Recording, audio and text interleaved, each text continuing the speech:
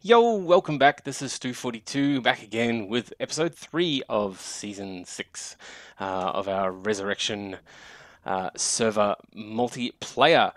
So, today I'm going to continue on the GregTech theme. We're into the Bronze Age. Last episode was a pretty mammoth episode. Well, I felt like I was talking a lot anyway, getting our first little coal boiler up and going and our steam alloy smelter up and going, which has made us a bunch of bronze a bit easier than we otherwise would have made it using just the dust. There's a couple of additions I've done while in between episodes. I've put this igneous extruder in, which I'm sure you're all familiar with. Thermal expansion has that, and I've done that so that I can get some obsidian. I've put it here next to this wooden pipe, which we put in last time, so we've just got water coming in the same way. And I threw a portable tank with some lava that I found under my base in there. Now, an interesting thing is that the wrench for GregTech does not work on the portable tank. You have to use another wrench. The forestry one works just fine. So make the forestry wrench. I've stopped it there, so I've still got some lava left. Made 16 obsidian. We will need that later on. So the first thing that we're going to make, we really want to make this forge hammer, but to make the forge hammer we need an anvil, and to make the anvil we need iron blocks, and to get the iron blocks it's better to just compress the stuff, and we're going to need a compressor anyway, so we may as well just make a compressor. As is everything with GregTech, you want to make a thing and you can't make it, so you look up the ingredients for that, and then you look up the ingredients for that, and so on and so on. It always seems to end you up miles from where you thought you would be. So first things first, we need a bronze hull. We need a bunch of, not two, no, we need that way around? No. Wrench at the top. 6 of them. Yes, that's the one we want. So, where is our compressor? Our compressor is there. And we need 2 pistons. So we need small bronze hull, and some sticky pistons.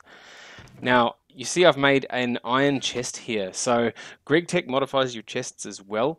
To make an iron chest, you need to make a wooden chest and then surround it with copper plates. So you need to make the plates up, and then once you've made a copper chest, you can surround that with iron plates like that, and that will give you the iron chest, and so on. You can make higher ones. I think gold might be next. I'm not sure. Iron's all I needed at the moment. I just needed a bit more space. So that's how I've made that. So we need the wood, we need that. We need some iron as well, actually, which I found some more redstone, some small redstone, so that was quite handy. That's tin ore. We want the iron ore. Now, unfortunately, I'm gonna have to grind some stuff up.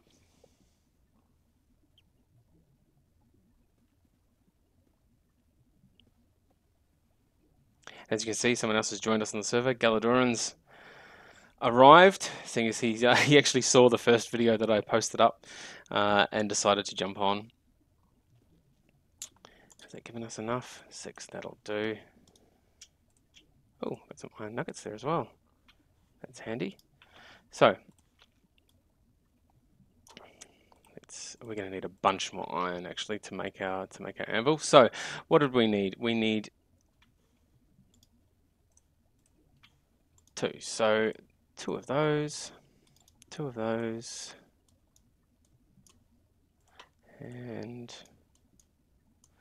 now I do apologize. The previous episodes, my mouse cursor wasn't enabled, so you would have seen stuff magically moving around the screen, and I forgot to set my capture software to actually capture where my mouse cursor was.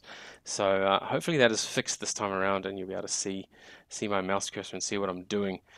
So I do apologize for that. Hopefully you can still see what was going on.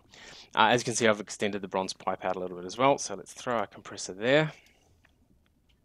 Steam compressor, excellent. Ta-da. And now I'm going to need to throw some more because this is cooled right down. So what I'm going to do is I'm still going to cut this right here because I'm going to need to smelt up a whole bunch more iron for our anvil. So I'll be back once I have got the iron, and we'll continue making what we need to make. See you in a bit. Okay, we are back, and I've made a bunch of iron and a few other things along the way. In our compressor, I've actually made some of these compressed coal balls, 15 of them, which means I need 1 more. So that is coal dust, with a flint in the middle.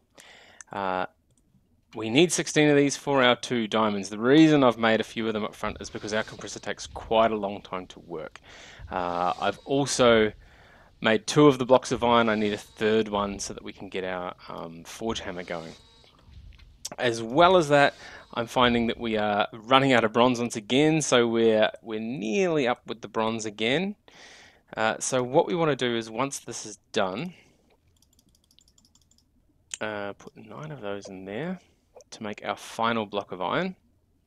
Because once we do that, we can make our forge hammer, which has 6 more pipes, a hull, a piston, and that anvil.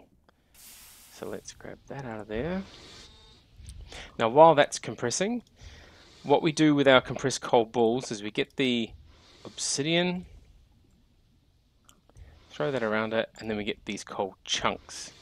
The coal chunks can then go in here to be compressed, and that will turn them into a couple of industrial diamonds, which we need for our, where is it? Macerator. So, and then we need a bunch more bronze as well, which we're now slowly getting. So I found the steam needs to be up around the 2/3 mark in order for the bronze to actually come out of there.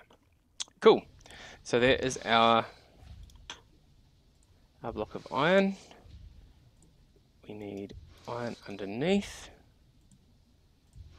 An anvil. Finally, the bronze hull goes there. 1 piston above. Oh, that's the wrong pipe. Those, and we have our steam forge hammer. Awesome. Plonk. Cool. So one of the cool things with the steam forge hammer is, instead of using up our hammer every time to make plates, we can now throw 2 of these in here, and it'll forge hammer them into a plate for us. Don't know how many times. There we go. So we get the plate. We don't use any less materials, unfortunately. We still have to use the same amount of materials. Kind of annoying. Later on, I think we get to a point where you can get an extruder and all sorts of funky things like that to help us out, not using up 2 bronze every time we want to make it, or 2 of anything anytime we want to make a plate of something. So the next thing, now that we've got our forge hammer, the other interesting thing for the forge hammer, our crushed redstone ore that we found earlier. If we go over to the forge hammer and we put our crushed redstone ore in here, this is how we can turn our crushed redstone ore into our impure redstone dust, which we can then throw in the cauldron and get back, we're out of water, and get back as our normal redstone. So for now, that is one of our ways of getting redstone. Nothing there. Okay, our 2 industrial diamonds are ready. Now I think I'm going to need a bit more steam in order to make these. So I'm not sure how much steam this takes. So there's 1, 2, 3, and I get the plate. Excellent. Still haven't got much steam in there. So I'm guessing this will just stop at some point when it runs out of steam. I'm not sure if this is making enough steam. I think next episode we're going to have to work on our steam. I might hollow all this out and we'll put in one of those railcraft boilers, which is supposed to be a lot better for making this sort of stuff. Oh, this isn't working too badly. This isn't working too badly at all. Unlike the other one, it seems to not be running out of steam and halting halfway through, which is good. Cool, so with these, actually, let's make the hull first. So we need that and 1 more. Ah, there we go. It's just run out of steam. So let's take those out. Now we might have the same problem that we had before, which seems to be a bug at the moment, where you need to drop one of the pieces of pipe out in order to let the steam build up a bit, and then once the steam's built up a bit, put the pipe back in, and then it will have enough. GregTech, in the documentation for it, like, it says that it should stop halfway through and then keep going once you supply steam again, but I've found that if you run out of steam, it seems to get rid of all progress that's been made on the current operation. So the only way I've found to do that is to, like I've been doing, knock a piece out. So now we're getting a little bit of steam in there.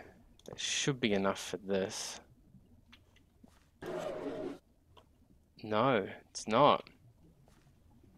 Okay, so we're going to need quite a bit more steam in there. Okay, so rather than boring you with this, because I need to make a bit more bronze as well, I'm also going to... Oh, it did finish in the end. That's interesting. Maybe it was all caught up in the pipes. Here I was about to disappear off. You'll put another piece in. I do need to make some more bronze. So, okay, now we've got our 8. We can grab it and the hammer, get our bronze hull that we need. Macerator also needs 4 of these, so we're going to have 6 more bronze plates required, which means we're going to need, well, a lot more than 7 bronze ingots, I'm afraid. Alright, I'm going to wait for a bit. I'll come back in just a second once I've made enough bronze to make the next bit, and then we'll have our macerator ready. See you in a little bit. Okay, we are back, and I've spent a bit of time making some more bronze, flattening it out in our forge hammer, and I now have the small bronze fluid pipes that we need to hopefully and finally make our macerator. Now, an interesting thing that I found along the way is with all of this hooked up in all these machines, if I keep the piece of pipe on the end here, that bit of bronze pipe, the steam just never seems to build up. So I have a feeling that there's a limit to how long you can build a pipe and how many machines you can have hanging off it. And this small coal boiler, I just don't think has enough puff to to actually supply all of that all at once. So what we're going to do is I'm going to still make the macerator. What do we need for that? So let's throw...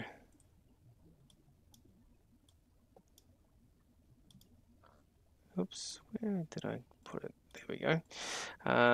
Those 2 there, and the diamonds there, and we have our macerator. So what I'm going to do with the macerator is I'm actually going to put it on this end here.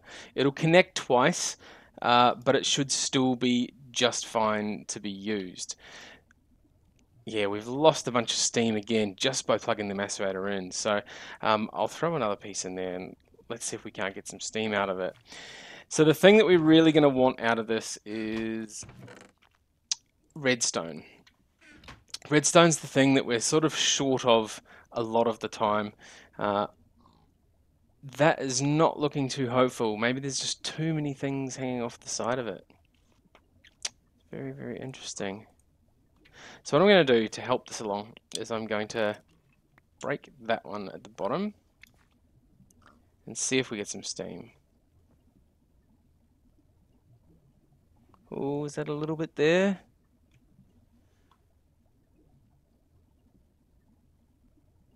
Not sure. Let's just bust a few along here and break that one as well. So now we should hopefully get some steam coming out of this. I'm not sure how much the macerator actually takes. I don't think it's heaps. The alloy smelter is the one that seems to take the most. The compressor doesn't seem to take too much. And the forge hammer takes a little bit. The forge hammer takes not quite a quarter of your steam just to do one plate. So this is taking a while. I think let's bust another one.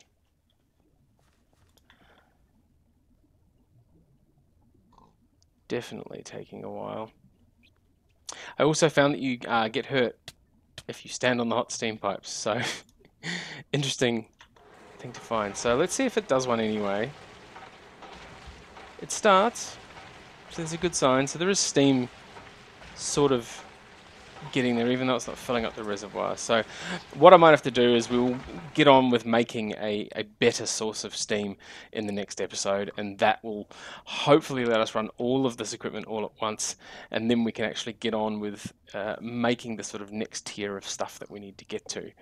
But for now, this looks like we're doing a pretty reasonable job of getting what we need. we'll just see this finish.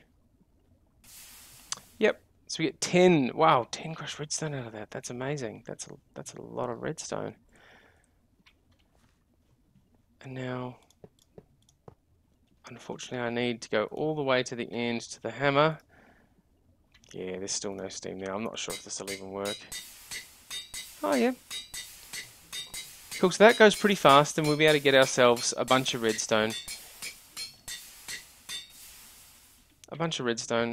Which is, really what we sort of need at this point.